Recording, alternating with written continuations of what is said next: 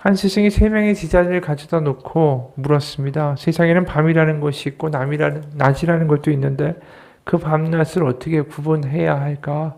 한 제자가 대답했습니다. 저 앞에 오는 사람이 남자인지 여자인지를 구별할 수 있을 때는 낮이고 구별할 수 없을 때는 밤이죠. 다른 제자가 또 이렇게 대답합니다. 저 앞에 있는 나무가 사과나무인지 복숭아나무인지 구별이 되면 낮이고 구별이 안 되면 밤이죠. 이 제자들의 말에 스승이 아무런 말대꾸를 하지 않고 가만히 빙긋이 미소만 짓고 있으니까 제자들이 물었습니다. 그럼 스승님은 밤과 낮을 어떻게 구별하십니까? 그러니까 스승이 웃으면서 말했어요. 나는 내 옆에 있는 사람이 원수인지 친구인지를 모르면 그건 밤이고 분명히 그것을 알면 낮이라네. 오늘 최후의 만찬을 맞이하는 제자들의 눈도 굉장히 어둡죠. 아직 무엇이 하나님의 나라인지 알지 못합니다. 예수님이 과연 무엇을 이루기 위하여 이 땅에 오셨고 예루살렘에 왜 가시는지에 대해서 전혀 구별하지 못하죠. 예수님이 이 땅 가운데 빛으로 오셨다라고 해도 이들은 눈이 감겨있는 맹인 것 같습니다. 오히려 처음에 예수님을 만났을 때가 이들에게는 더 좋은 모습이 많았던 것 같아요. 더 순수했던 것 같습니다. 어느 목사님의 나는 예수를 버렸다 그리고라는 책이 있는데 굉장히 제목이 특이한 책이죠. 거기에 내용이 뭐냐 하면 베드로가 예수님을 처음 만나는 장면을 다루는 내용입니다. 베드로가 예수님을 만났던 그때 그는 취미 삼아 밤낚시를 다녀온 게 아니었다. 고기를 잡아야 가정 살림도 꿀리고 생계도 유지할 수 있었다. 근데 고기를 밤새도록 낚아도 한 마리도 잡지 못했다. 주님을 만날 때 베드로는 빈배, 다시 말해 실패자였다. 그럼 그에게 주님은 뭐라고 말씀하시던가? 깊은 데로 가서 그물을 내려 고기를 잡으라. 주님의 이 말씀을 듣고 베드로는 이렇게 말했다. 선생님, 우리들이 밤이 새도록 수고하였는데 잡은 게 없지만은 말씀에 의지하여 내가 그물을 내리리이다. 그랬더니 어떻게 되었는가? 그렇게 하니 고기를 잡은 게 힘이 많아서 그물이 찢어지는지라. 바로 그렇게 기록하고 있다. 놀라운 일이 일어난 것이다. 밤새 헛수고로 낙심해 있던 베드로가 주님을 만나고 나서 만선의 기쁨을 누리게 되었다. 그렇다면 베드로는 주님께 감사를 연발하면서 내일도 만선을 부탁드립니다 라고 주님의 바지가락이라도 잡고 매달릴 것 같은데 그 다음에 나오는 베드로의 반응이 사뭇 이상하다. 시몬 베드로는 이 놀라운 일을 보고 예수님의 무릎 아래 엎드려 이르되 주여 나를 떠나소서 나는 죄인이로소이다. 이렇게 말한다. 이건 어떻게 보면 뜬금없는 이야기 아닌가. 빈배로 허망하게 허무한 마음으로 주님을 만났다가 만선의 기쁨을 맛보게 됐는데 그 상황에서 주님을 따라다니겠습니다가 아니라 주님 나를 떠나셔서 나는 죄인입니다라니. 바로 이 부분을 생각해 보면 베드로는 간절히 원하는 것을 사실 얻었다. 밤새도록 찾아 헤매던 것을 드디어 얻었고 두 손 가득히 잡았고 만선이 된 그 배를 보며 그것은 거저 은혜로 얻은 것이었다. 그런 베드로가 자기를 가리켜 죄인이라고 고백하는데 불결한 죄인이 떠나달라고 간청하는데 그는 예수님이 자신의 문제를 해결해 주신 순간에 그의 시선을 돌려 다른 곳에 고정시켰다.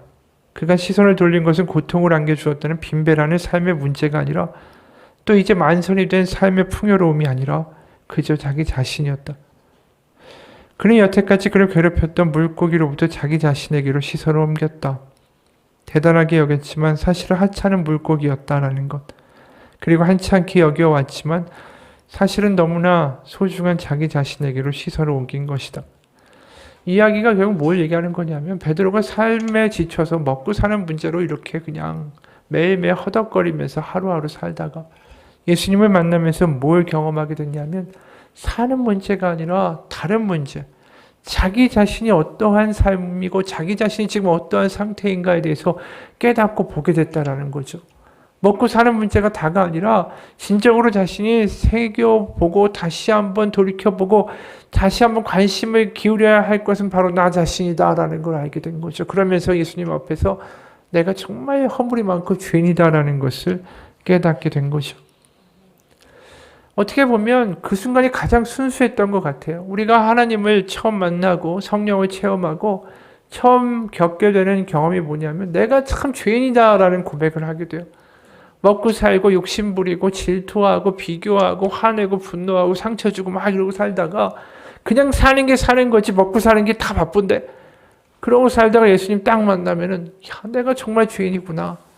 내가 참 내 남편에게도 내 아내에게도 내 자식에게도 내 주변 사람들에게 참 못되게 굴고 정말 이기적인 인간이었구나. 내가 죄덩어리구나. 내가 허물이 참 많은 사람이구나. 그런데 남 보고 잘못했다고 내가 문제 없는데 네가 문제라고 요구하며 이야기하며 살았던 참 이기적이고 바보 같은 인생이었구나. 그걸 깨닫죠. 그때가 어떻게 보면 믿음이 가장 좋을 때요. 근데 베드로가 어떻게 됩니까? 예수님을 따라다니고 본격적으로 제자의 삶을 살기 시작하니까 자신이 정말 허물이 많고 모자른 존재라는 생각이 사라지기 시작해요. 그러면서 어떻게 합니까? 예수님이 나는 십자가에 매달려 죽을 것이고 부활할 것이다. 고난을 당할 것이다. 이런 얘기 하시니까 베드로가 예수님을 잡고 어떻게 이야기하죠? 마태복음 16장 22절에 베드로가 예수를 붙들고 항변하여 이르되 주여 그리 마옵소서 이 일이 결코 죽게 미치지 아니하리이다. 예수께서 돌이키시며 베드로에게 이르시되 사탄아 내 뒤로 물러가라. 너는 나를 넘어지게 하는 자로다. 네가 하나님의 일을 생각하지 아니하고 도리어 사람의 일을 생각하는도다. 맨 처음에 전 허물덩어리입니다. 전 정말 부족한 자입니다. 하나님의 은혜, 주님의 은혜 아니면 정말 안 되는 사람입니다. 이렇게 고백했다가 예수님 따라다니다가 어떻게 됐어요?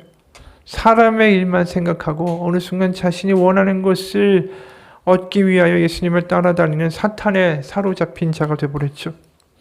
예수님과 같이 3년을 지내가면서 더 익어가고 더 겸손해지고 더 은혜를 구하는 사람이 된 게 아니라 더 교만해지고 더 자기 생각으로 꽉 찬 사람이 됐어요.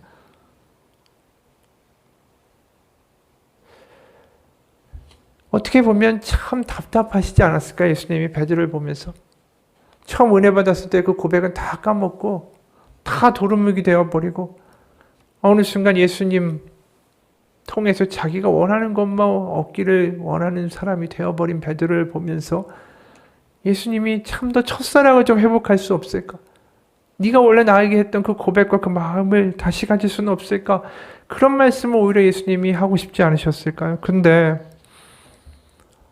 예수님 만나고 나서 더 자기 생각과 이익과 자신의 생각하는 것, 자기가 원하는 거 이루어지기를 기대하는 이 베드로를 보면서도 이 제자들을 보면서도 예수님이 뭐라고 얘기하십니까? 오늘 16절 내가 너에게 이르노니 이 유월절이 하나님의 나라에서 이루어지기까지 다시 먹지 아니하리라 하시고 내가 너에게 이르노니 내가 이제부터 하나님의 나라가 임할 때까지 포도나무에서 난 것을 먹지 다시 마시지 아니하리라 라고 말씀하세요.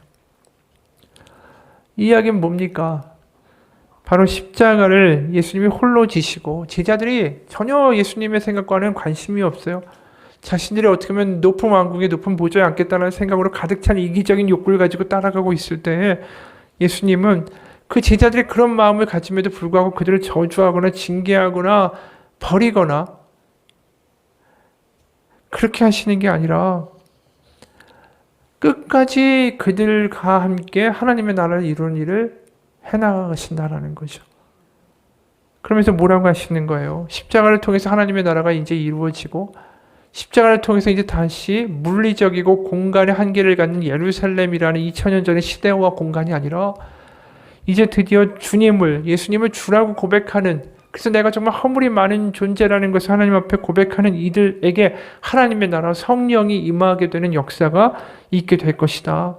그래서 그것이 사마리아부터 땅끝까지 모두 전해져서 하나님의 그 잃어버린 자들을 되찾아올 때까지, 열방이 하나님께 돌아올 때까지 바로 예수님은 나는 그 포도주를 마시지 아니하고 다시 먹지 아니하겠다라고 말씀하고 계신 거예요. 우리가 오늘 이 예수님의 모습을 보면서 무슨 생각을 하냐 하면 참 예수님이 오래 참으신다라는 생각을 하게 돼요. 정말 이렇게 얄팍하고 우리도 마찬가지 아니에요? 베드로하고 똑같은 모습이 우리잖아요. 그런데도 끝까지 우리에게 성찬을 주시고 우리에게 이런 하나님의 말씀을 들려주시고 나는 지금도 나의 일을 멈추지 않겠다. 나는 나의 일을 너희가 이렇게 생각하고 이렇게 문제 있고 이렇게 한계가 있을지라도 난 하나님의 나라를 이루어가는 일을 지금도 쉬지 않는다라는 그 말씀을 하시는 걸 보면 하나님이 참 오래 참으시는 거죠. 그래서 바로 탕자들이 주님 앞에 돌아올 때까지 그 하나님의 잔치에 앉을 때까지 나는 아무것도 먹고 마시지 않겠다. 수고하겠다라는 뜻이죠. 그래서 지금도 예수님은 우리를 향하여 또 이 땅에 하나님의 나라를 위하여 일하고 계시다라는 게 히브리서 7장 25절이에요. 그러므로 자기를 힘입어 하나님께 나아가는 자들을 온전히 구원하실 수 있으니 이는 그가 항상 살아계셔서 그들을 위하여 간구하심이라. 그러니까 지금도 우리를 위해서 또 잃어버린 하나님의 자녀들을 위해서 하나님은 지금도 예수님을 하늘에서 간구하고 계시다라고 말씀해요. 그러니까 예수님이 이제 부활하시고 승천하셔서 편히 계시다라고 성경은 말하고 있지 않다라는 거예요. 지금도 수고하고 계시고 지금도 먹고 마시지 아니하고 너희를 위하여 기도하리라. 이게 예수님의 말씀이라는 거죠. 그게 하나님의 마음이라는 거예요. 로마서 8장도 이런 말씀이 그래서 나오는 거죠. 26절 이와 같이 성령도 우리의 연약함을 도우시나니 우리가 마땅히 기도할 바를 알지 못하나 오직 성령이 말할 수 없는 탄식으로 우리를 위하여 친히 간구하시니라. 이게 예수님이 지금 간구하신다라는 이야기하고 동일하지 않습니까? 이게 하나님의 마음인 거예요. 이 모자란 제자들, 첫사랑을 잃어버린 제자들을 보면서도 지금도 그 마음을 가지고 그들을 위하여 기도하고 간구하고 하시지 않겠어요? 그게 바로 나오는 게 31절이에요. 시몬아 시몬아 보라 사탄이 너희를 밀가부르듯 하려고 요구하였으나 그러나 내가 너를 위하여 내 믿음이 떨어지지 않기를 기도하였노니 너는 돌이킨 후에 내 형제를 굳게 하라. 그가 말하되 주여 내가 주와 함께 오게도 죽는 데에도 가기를 각오하였나이다. 이르시되 베드로야 내가 너에게 말하노니 오늘 닭 울기 전에 네가 3번 나를 모른다고 부인하리라 하시니라. 지금도 한심한데 이제 예수님이 잡히시면 모른다고 3번을 본격적으로 부인할 것까지 예수님 다 아시는데 뭐 하신다고요? 너를 위해서 기도한다라고 하세요. 이게 베드로를 위해서만 기도한다라는 게 아니라 지금도 베드로와 같이 때로는 얄팍한 우리를 위하여 지금도 기도하신다라는 거예요. 여기에 기도한다라고 표현하실 때 이 단어가 여러 번 이야기했지만 예수님이 보통 기도하신다라고 할 때 쓰이는 단어가 아니라 여기에 데오마이라는 헬라어가 쓰였는데 이것은 무엇을 어디에다 묵다라는 뜻이에요. 그러니까 예수님이 이 기도를 통해서 베드로가 시험을 이기게 해달라고 기도하셨다라는 차원이 아니라 베드로에게 자기 자신을 묶으셨다라는 뜻입니다. 그러니까 예수님이 베드로에게 자기 자신을 묶으셨다라는 건 뭐냐 하면 어떤 의미겠어요? 그가 실족하고 부인하고 죄를 짓고 넘어지는 자리, 구멍에 빠진 그 자리까지도 예수님 베드로와 함께 가시겠다라는 거예요. 왜요? 베드로를 건져 올리기 위해서. 그게 주님이 간구하신다, 기도하신다라는 의미고 그것이 함께 하신다라는 뜻이에요. 악을 골짜기까지 따라 들어와 그를 구원하고 건지시리라. 그게 베드로에게만 하시는 말씀일까요? 우리에게도 하시는 말씀이죠.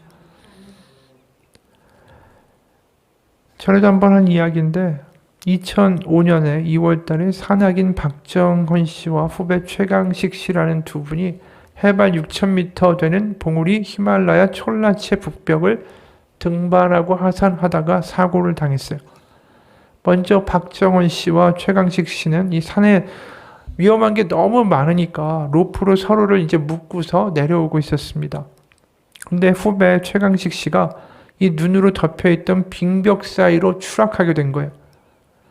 비명을 지르면서 떨어지는데 순간 앞장서고 있던 박정헌 씨가 뒤에서 떨어지는 소리가 들리니까 몸을 완전히 바닥으로 붙여서 얼음을 찍었어요.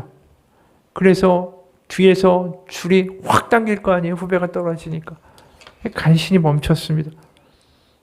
멈추긴 멈췄는데 이제부터 문제인 거예요. 이제 후배를 끌어당겨 올려야 되는데 아무리 끌어올려도 이 최강식 씨라는 후배가 좀처럼 끌려 올라오지가 않았어요. 왜냐하면 이 후배가 떨어질 때 충격 때문에 두 발이 다 부러진 겁니다. 그러다 보니까 이 자신의 힘으로 벽을 기어 올라올 수가 없는 거예요. 게다가 갑자기 충격으로 확 당기니까 이 선배 박정원 씨는 갈비뼈가 부러졌어요. 이렇게 히말라야 외딴 곳에서 누구의 도움도 없이 단지 두 사람이 끈 하나로만 연결이 돼서 삶과 죽음의 사투를 벌인 게 10분, 20분이 아니라 3시간이었습니다. 이때 박정현 씨가 어떤 생각이 들었을까? 거의 모든 사람이 똑같은 생각을 했을 거라는 거예요. 끈을 끊어버리고 싶다라는 거죠. 왜냐면 끊어버리면 자기는 살 수 있으니까. 하지만 그럴 수가 없었대요. 끈으로 두 사람이 서로의 몸을 묶는 순간에 두 사람의 생명은 하나였기 때문이죠. 3시간의 사투 끝에 후배가 간신히 절벽으로부터 기어 올라왔습니다.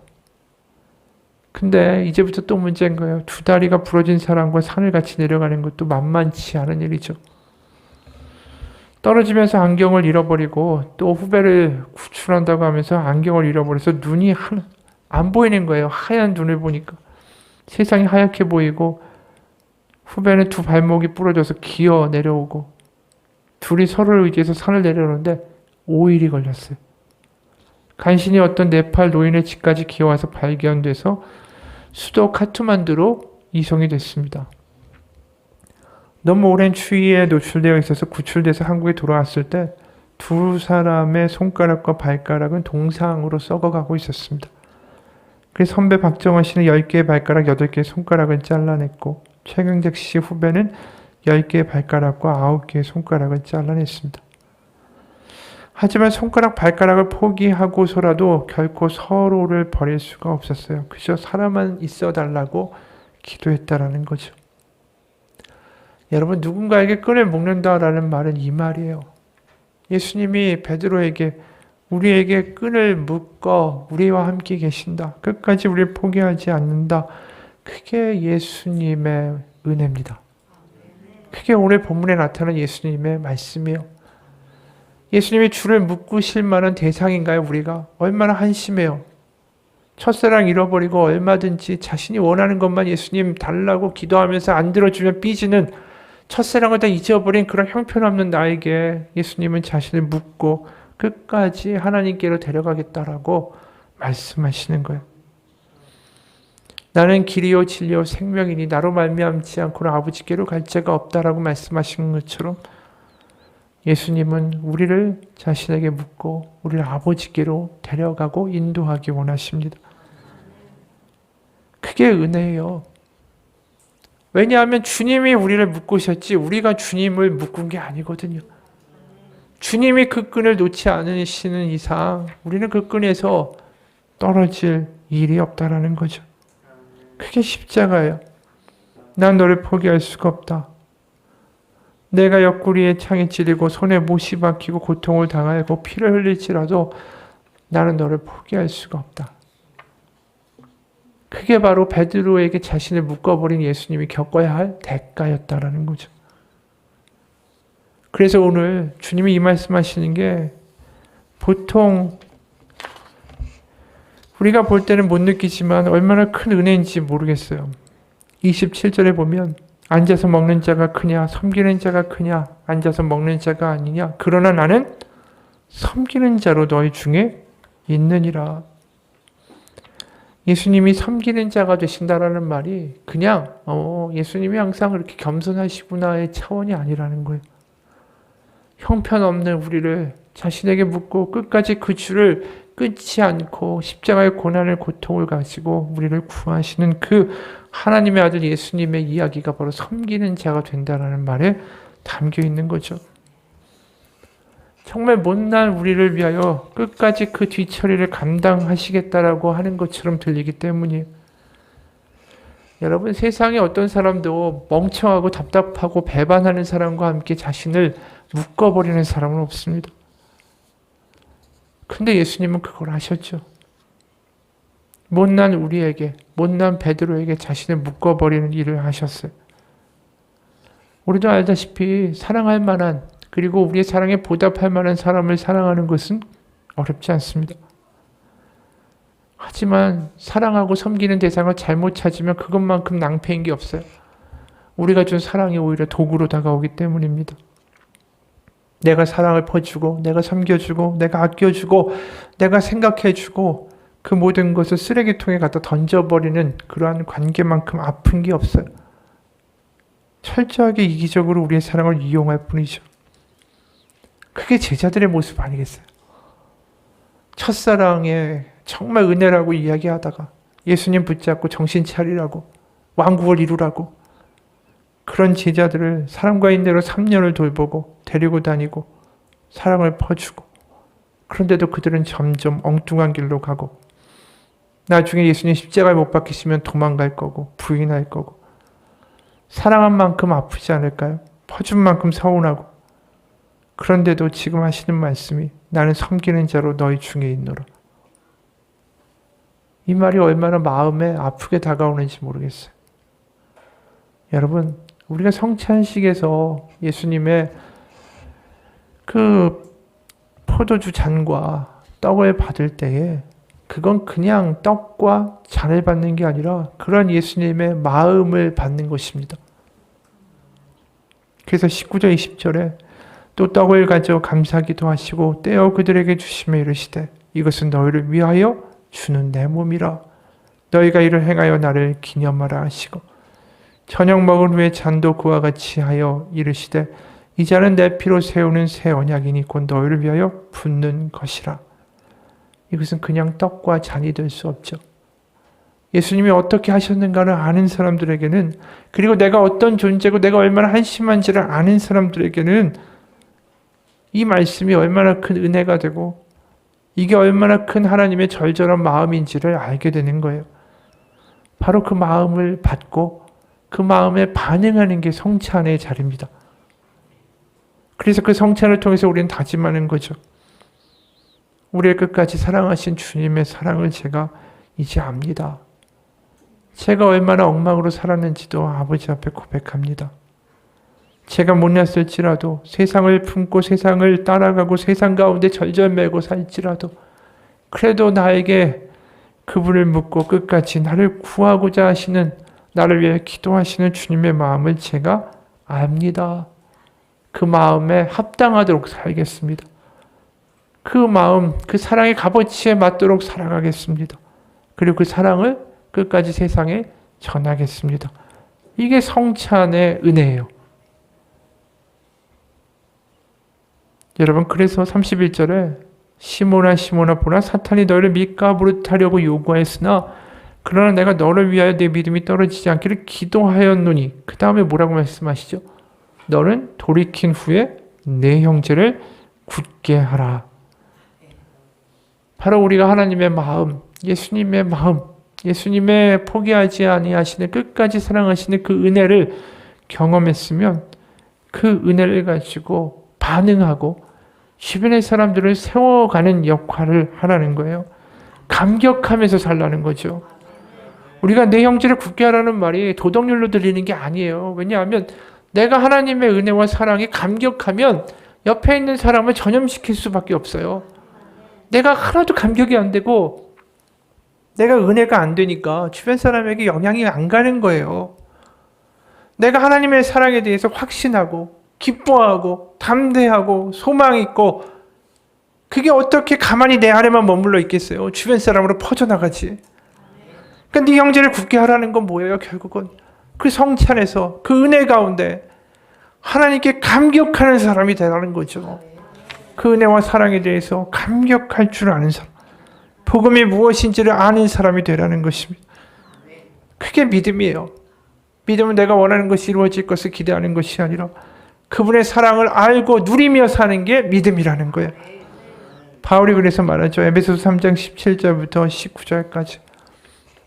믿음으로 말미암아 그리스도께서 너희 마음에 계시게 하시었고 너희가 사랑 가운데 뿌리가 박히고 터가 굳어져서 능히 모든 성도와 함께 지식에 넘치는 그리스도의 사랑을 알고, 그냥 아는 정도가 아니라 그 너비와 길이와 높이와 깊이가 어떠함을 깨달아 하나님의 모든 충만하신 것으로 너에게 충만하게 하시기를 구하노라. 하나님의 은혜와 사랑이 얼마나 큰지를 경험하고, 그 너비와 길이와 높이와 깊이가 얼마나 충만한지를 경험해서 그 충만함을 경험함으로 살아가기를 내가 간구한다. 이게 바울의 기도였어요. 이게 우리를 향한 하나님의 마음 아닐까요? 우리가 은혜와 사랑의 눈이 떠져서 좀 살았으면 좋겠어요.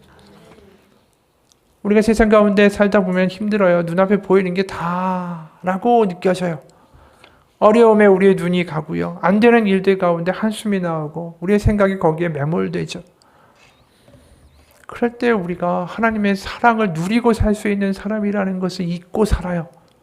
지금도 우리를 위하여 기도하고 계시는 주님이 계시다라는 걸 잊고 삽니다.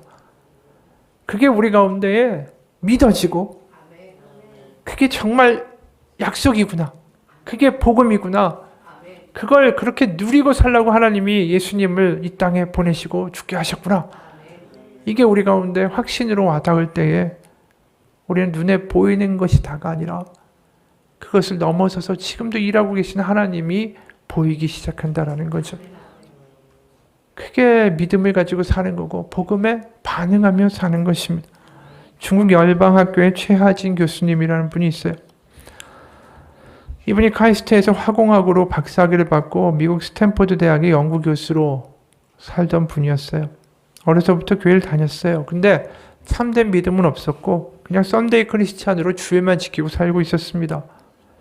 대전의 대덕 연구소에 다닐 때 퇴근을 하면 이제 연구원들하고 같이 화투도 치고 포카도 치고, 그러면서 특히 돈을 잃지 않기 위해서 이 화투를 칠 때 광만 팔아가지고 광팔이라는 별명까지 있었대요. 그러다가 종종 유성의 한 호텔 스카이 라운지에서 이 고급 양주도 마시면서 폼 잡고 난 대한민국에서 좀 특별한 사람이 될 거야 라는 야망도 가지고 살고 있었어요. 그래서 어느 날 연구원들하고 같이 화투도 치고 광도 팔고 집으로 돌아오다가 문득 이런 생각이 들었대요. 정말 이렇게 살아도 되는 걸까? 갑자기 불안감이 닥쳐왔어요.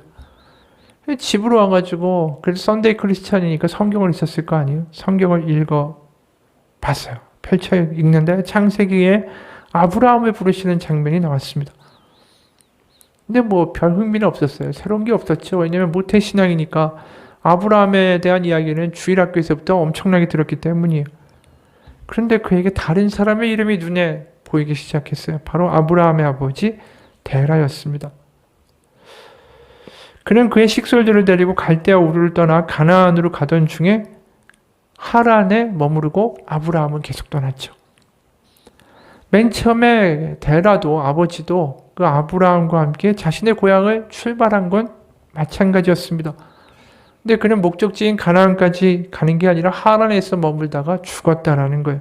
그 구절이 이렇죠. 데라는 205세를 향수하고 하란에서 죽었더라.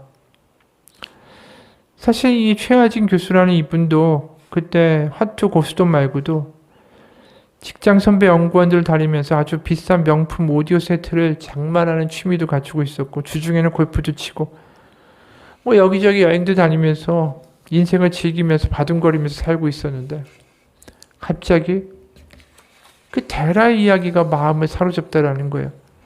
그러면서 그 구절을 읽는데 자꾸만 두 단어가 반복되는 겁니다. 데라 죽었더라, 데라 죽었더라, 데라 되졌더라. 근데 어느새 죽었다라는 말이 데라하고 겹쳐지면서 되졌다라는 말로 변해가더라는 거예요. 그러면서 자신의 모습이 갑자기 보이기 시작하더래요. 낮에는 대덕 연구단지에 점지 않고 지적인 교수로 있지만 밤에는 유성이란 관광도시에서 유흥에 휩쓸려 여기저기 밤거리를 탐닉하고 다니는 자신의 모습이 보이기 시작했다는 거죠. 그날 이후로 이 사람이 놀라운 변화를 겪게 돼요. 그러면서 예수님을 다시 한번 제대로 믿는 게 무엇인가에 대한 것들을 생각하게 되고 자신의 인생을 송두리째 걸게 됩니다. 그리고 스탠포드 대학교의 연구교수라는 이 자리를 포기하고 중국의 열방학교를 세워서 거기서 섬기고 있어요. 그러면서 반응이라는 책을 썼는데 거기서 이렇게 말합니다. 진짜 그리스도인은 하나님께 반응하는 사람이다. 여러분, 맞아요. 우리가 진짜 그리스도인이라는 건 반응하는 사람이 되는 거예요. 하나님을 조종하고 이용하고 그냥 필요할 때 믿고 사는 게 아니라 지금도 우리를 위하여 자신을 묻고 계시고 우리를 위하여 기도하고 계시고 아직도 우리를 섬기기 원하신다라는 하나님의 말씀을 보면서 그 복음에 반응할 줄 아는 사람, 그게 그리스도인이라는 거예요. 우리가 복음에 감격하기 원합니다. 오늘 우리가 들은 이 예수님의 성찬의 이야기를 들으면서 그 이야기가 베드로만을 한 이야기가 아니라 바로 이 시간 정말 은혜 받고 첫사랑 잃어버렸지만 지금도 헤매고 있는 나를 향한 하나님의 말씀인 것이라고 깨닫고 다시 한번 복음 가운데 회복되고 감격하고 반응할 수 있는 우리의 삶이 되길 주님의 이름으로 축원합니다. 기도하겠습니다. 하나님 아버지, 어느 순간 습관이 되어버린 우리의 신앙, 관성이 되어버린 신앙, 그러면서 첫사랑을 잃어버리고 나의 허물에도 불구하고 우리를 찾아오신 예수님에 대한 감격도 잃어버린 채로 그저 습관으로 예배하고 습관으로 찬양하고 습관으로 앉아있는 우리의 모습, 이게 베드로의 모습이 아닐까요?